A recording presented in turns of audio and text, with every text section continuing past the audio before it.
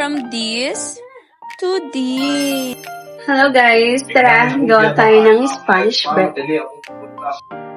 Meron akong sinundan na recipe, pero meron din tayong iibahin. So dito meron tayong 500 grams of bread flour, 90 grams of sugar, 5 grams of instant rice, 5 grams improver, 5 grams of salt, 25 grams of powder milk. Is 250 gram of water. So dito guys, nag-add na ako ng 1 egg. Antayin muna natin mag-form ng gluten, then bago tayo mag-add ng butter. Lagay tayo ng 40 grams of butter. Ito guys, nag-check ako kung pwede na siya i-window pane test. So ito guys, kung napapansin nyo, nabubutas pa yung dough.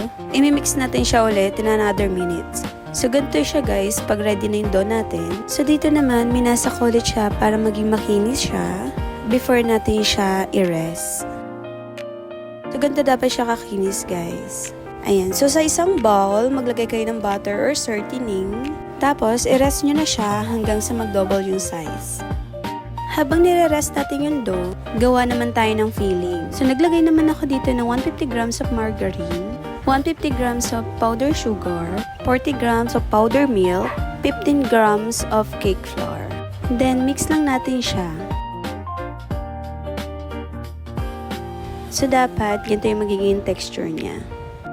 So dito, 1 hour ko lang siya ni-rest. At kung mapapansin mo, nag-double na yung size niya. I-punch lang natin sa gitna para ma-deflate yung air. So dito, tinimbang ko yung dough. Ayan, so don't worry guys, malinis ang kamay ko, malinis yung pinagtimbangan ko, lahat yan malinis. So ganito naman ginagawa ko bago ko siya i-portion para mas mabilis. Hinati-hati ko siya ng 50 grams since kami lang din naman muna ang kakain neto. After ko siya ma-portion lahat, bibilugin naman natin siya. So, ganito naman ako magbilog, guys. So, umpisa, akala nyo madali, pero madali lang din talaga. The next step, if-flatten natin siya, then lalagay na natin yung filling. And then, iro-roll na natin yung dough. Pagkatapos natin ma-roll, ilalagay natin siya sa breadcrumbs. After natin matapos i-roll lahat, i-rest natin ulit yung Spanish bread ng 20 minutes. So, dito guys, nakapag-preheat na ako ng oven. Nag-preheated ako ng oven ng 160 degrees Celsius. Then, i-bake natin siya ng 15 to 20 minutes.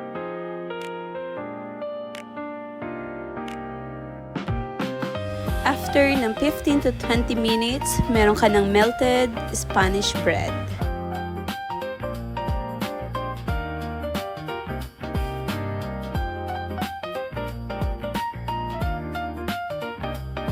Achieve ang melted Spanish bread na trending ngayon.